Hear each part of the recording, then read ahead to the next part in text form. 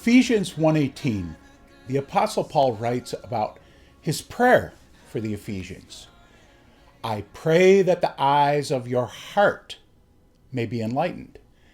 It sounds like he's praying for them to be knowledgeable or well-informed, well-taught about the future. But his prayer is not simply for them to have information or head knowledge. He wants them to have heart knowledge. Maturity. The goal of the book of Ephesians requires heart knowledge. Once again, he says, I pray that the eyes of your heart may be enlightened.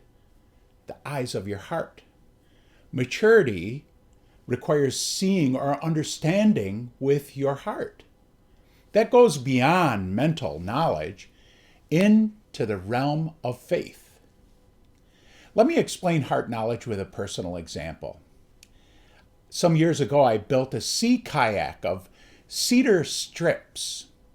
I read a couple books about how to build one of these kayaks, and they all assured me that if I followed the steps precisely, I would end up with a very seaworthy boat.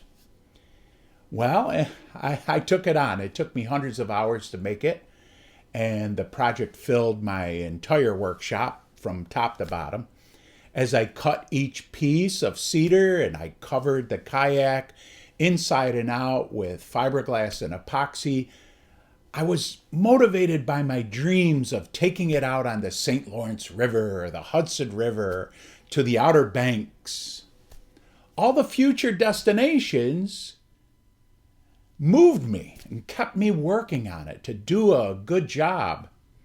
And as I built, I kept following instructions to the letter, putting reinforcements where the boat would take the most wear and tear, and I provided watertight compartments to keep it afloat in an emergency, and made strong cockpits that would seal around the waists of the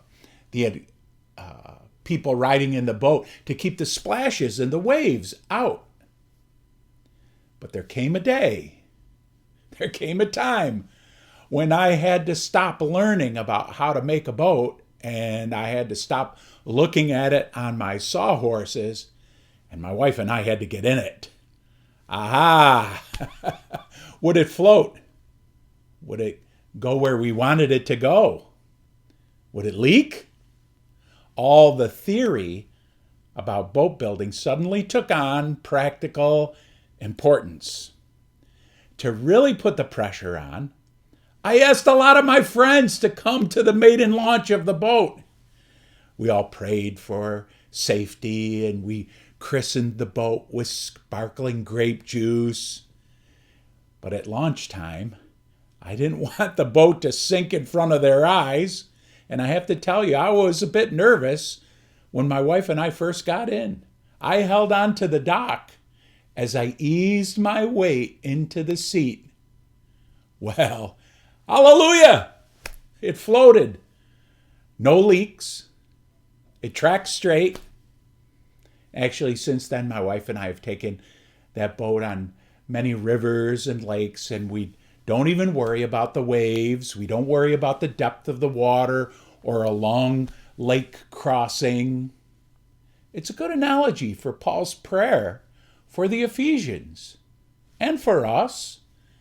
We should not only be students of Jesus who have extensive knowledge of the Bible, we should also commit our entire selves to him. We should put the entire weight of our being into his care. We should trust him completely, even during the storms of life. That's what I think it means to have the eyes of your heart enlightened by the gospel.